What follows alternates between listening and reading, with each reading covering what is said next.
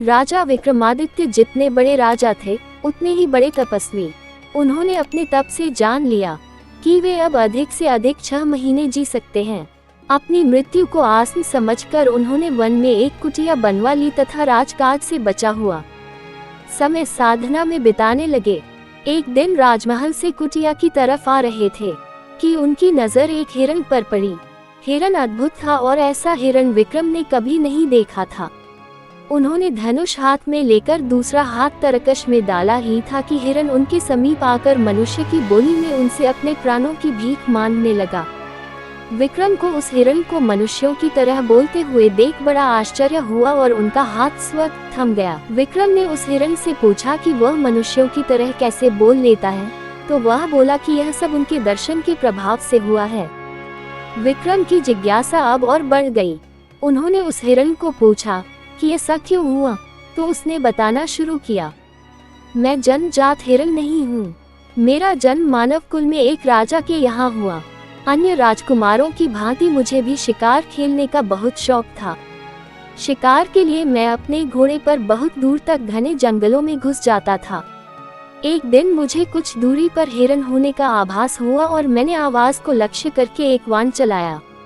दरअसल वह आवाज एक साधनारत योगी की थी जो बहुत धीमे स्वर में मंत्रोच्चार कर रहा था।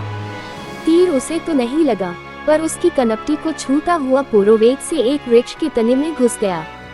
मैं अपने शिकार को खोजते खोजते वहां तक पहुंचा, तो पता चला मुझसे कैसा अनिष्ट होने से बच गया।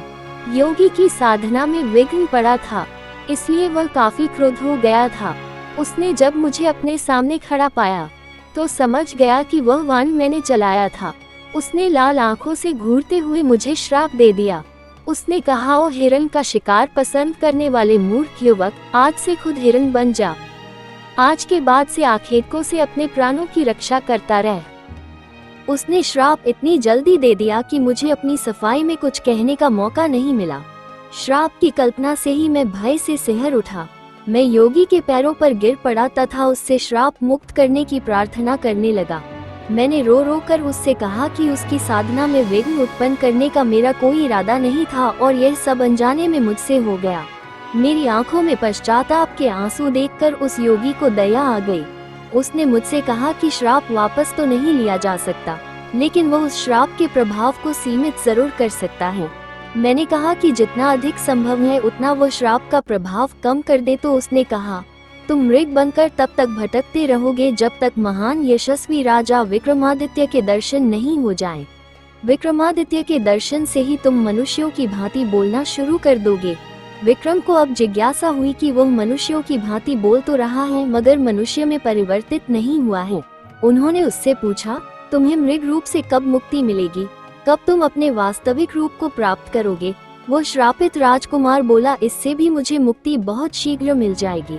उस योगी के कथनानुसार मैं अगर आपको साथ लेकर उसके पास जाऊं तो मेरा वास्तविक रूप मुझे तुरंत ही वापस मिल जाएगा। विक्रम खुश थे कि उनके हाथ से शापग्रस्त राजकुमार की हत्या नहीं हुई, अन्यथा उन्हें निरपराध मनुष्य की हत्या का पाप लग जाता और वे ग्लानि तथा पश्चाताप की आग में जल रहे होते। उन्होंने हिरण रूपी राजकुमार से पूछा, क्या तुम्हें उस योगी के निवास के बारे में कुछ पता है? क्या तुम मुझे उसके पास लेकर चल सकते हो? उस राजकुमार ने कहा, हाँ, मैं आपको उसकी कुटिया तक अभी लिए चल सकता हूँ। संयोग से वो योगी अभी भी इसी जंगल में थोड़ी दूर पर साधना कर रहा है। वह हिरण आगे आगे चला और विक्रम उसका अनुसरण करते करते चलते रहे।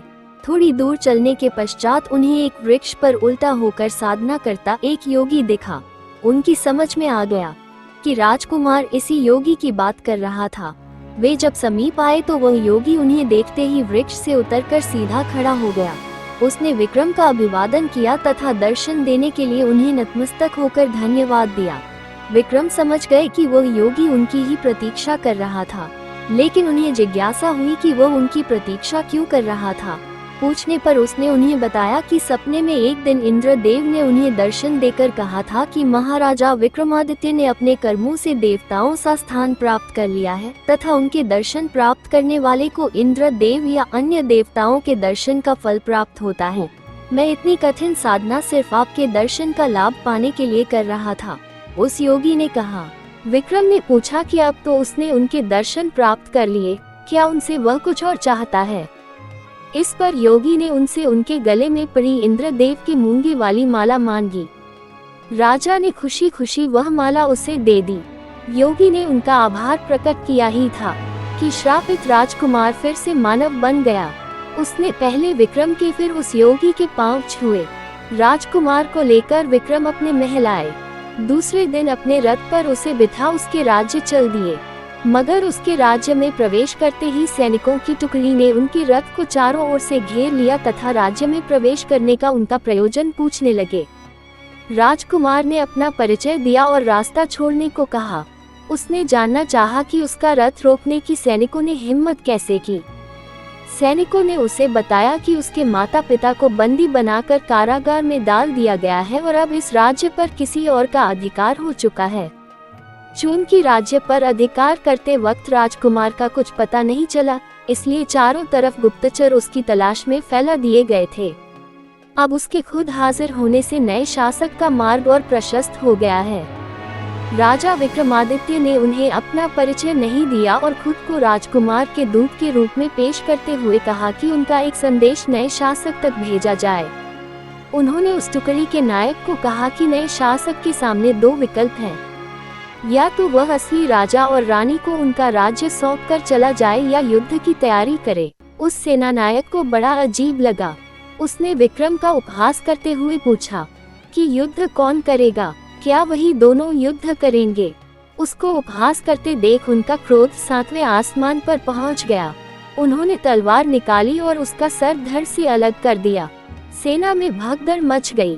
किसी ने दौड़कर नए शासक को खबर की। वह तुरंत सेना लेकर उनकी ओर दौड़ा। विक्रम इस हमले के लिए तैयार बैठे थे।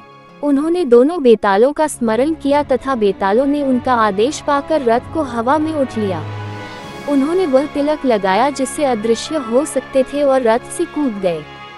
अदृश्य रहकर उन्होंने दुश्मनों को गाजर मूली की तरह काटना शुरू कर दिया।